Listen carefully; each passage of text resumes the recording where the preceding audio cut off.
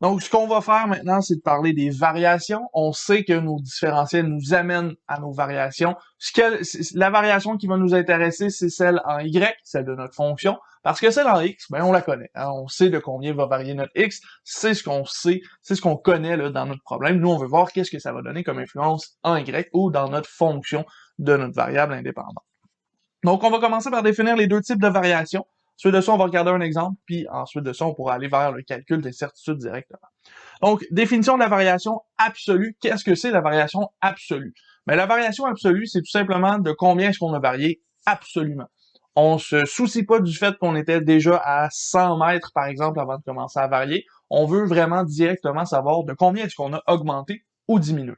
La variation absolue, on la note delta Y, et on va la calculer en faisant une approximation, et cette approximation-là, c'est notre différentiel de Y.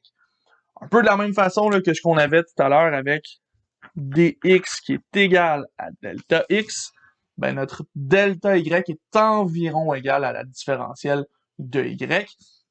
C'est pas tout à fait égal parce qu'on va l'estimer à partir de delta x, mais c'est presque identique, donc on peut l'utiliser pour donner la variation absolue. Sur de ça, la variation relative, cette fois-ci, cette variation-là, qu'est-ce qu'elle fait? Ben, elle va nous donner relativement à ce qu'on avait au départ, de combien est-ce qu'on a varié. Donc, par exemple, si vous avez varié, si vous étiez à 1 mètre et que vous avez augmenté de 1 mètre, ben là, vous avez fait une grosse variation. Mais si vous étiez à 100 mètres et que vous avez augmenté de 1 mètre, ben là, vous êtes rendu à 101 mètres. Bon, c'est pas fameux, hein? C'est pas une augmentation incroyable. Donc, on a une relativisation ici de notre variation. Et c'est ce qu'on appelle la variation relative. On va prendre la variation absolue qu'on a faite et on va la relativiser sur un nombre qui veut dire quelque chose pour nous, ici la position initiale idéalement, et on va voir qu'est-ce que ça nous donne comme variation par rapport à ce qu'on avait. Est-ce qu'on a énormément augmenté ou est-ce qu'on a énormément diminué, ou l'inverse, est-ce qu'on a est-ce qu'on a presque pas augmenté ou presque pas diminué. Donc cette variation relative-là, elle est toujours exprimée en pourcentage. C'est une façon simple de nous donner une idée de combien de la grandeur de notre augmentation-diminution, et on va toujours la calculer de la façon suivante. Donc, la variation relative delta y sur y, on la calcule environ avec la différentielle de y sur y, donc notre variation absolue, divisée par la valeur de notre variable y à la toute fin, ou plutôt au départ de notre mouvement. On va se faire un exemple de ça, voir où est-ce qu'on peut aller chercher ces informations-là, et par la suite, on pourra aller vers les calculs d'incertitude. Donc ici, vous avez un exemple qui est dans vos notes à la page 15, et dans ce cas-ci, on parle de la portée sans la résistance de l'air d'un mouvement, et on nous dit que cette portée-là, elle est calculée à partir de la vitesse initiale d'un objet. On va utiliser sa vitesse v au carré divisé par 9,8. Donc, vitesse au carré divisé par la constante gravitationnelle. Donc, la portée, jusqu'où devrait se rendre, par exemple, un projectile qu'on a lancé à l'horizontale. Donc, à ce moment-ci, on a placé nos variables. Je l'ai déjà fait pour vous. P, c'est la portée. V, c'est la vitesse. Et on est en mètres pour la portée et en mètres par seconde pour la vitesse. Maintenant, ce qu'on veut savoir, c'est de combien est-ce qu'on va avoir varié relativement pour la portée si notre vitesse est passée de 20 mètres par seconde à 20,2 mètres par seconde.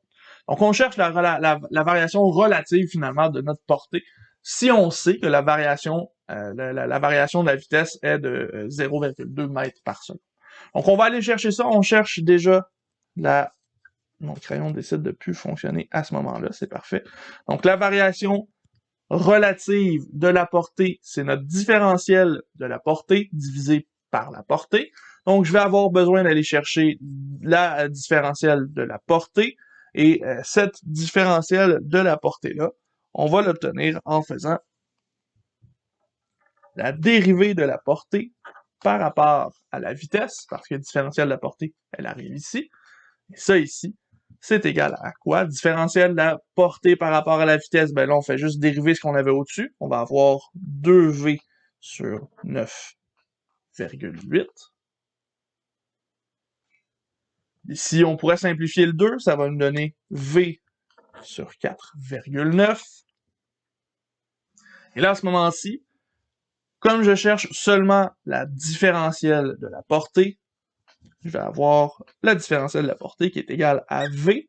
sur 4,9 fois la différentielle de la vitesse. J'ai tout simplement envoyé mon dv de l'autre côté de l'équation.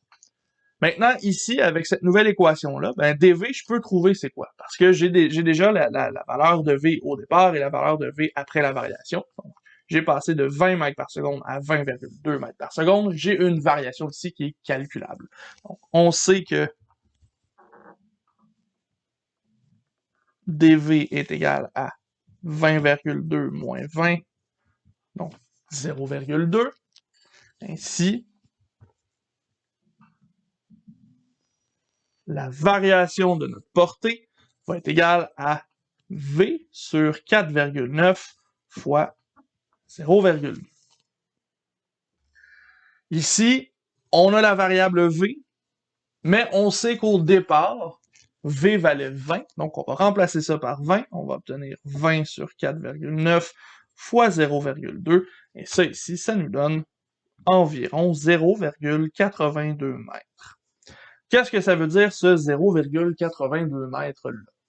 Ce que ça veut dire, c'est que lorsque la vitesse va passer de 20 mètres par seconde à 20,2 mètres par seconde, notre portée, elle, va augmenter de environ 0,82 mètres. C'est ça la variation qu'on vient de trouver ici, ou plutôt la différentielle qu'on vient de trouver pour notre portée.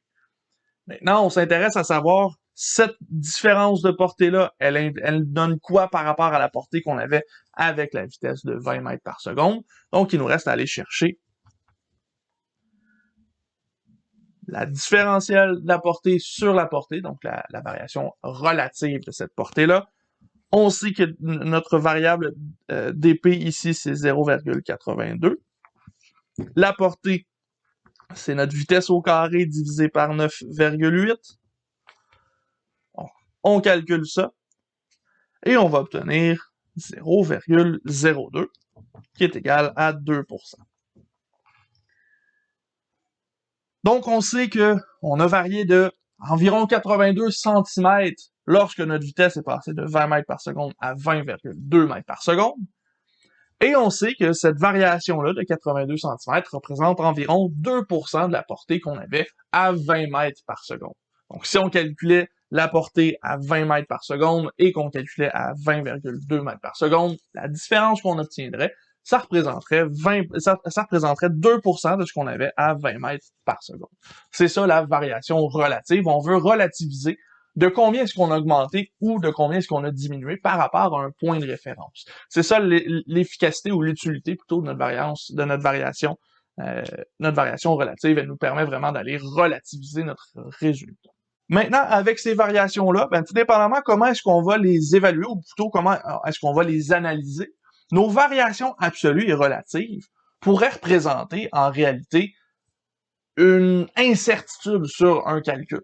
On pourrait obtenir, par exemple, y plus ou moins une certaine variation, donc plus ou moins 0,82 mètres, en exemple, ou on pourrait avoir une variation relative. On pourrait aller chercher une incertitude relative. On pourrait dire qu'on a un y qui vaut une certaine valeur, plus ou moins 2%. Selon l'analyse qu'on va faire de notre variation absolue ou notre variation relative, on peut faire ce qu'on appelle des calculs d'incertitude. Donc, c'est ce qu'on définit. On va voir que c'est exactement la même chose que nos variations qu'on s'est données, et on va voir qu'on peut les appliquer sur n'importe quel contexte mathématique ou de physique qu'on veut étudier.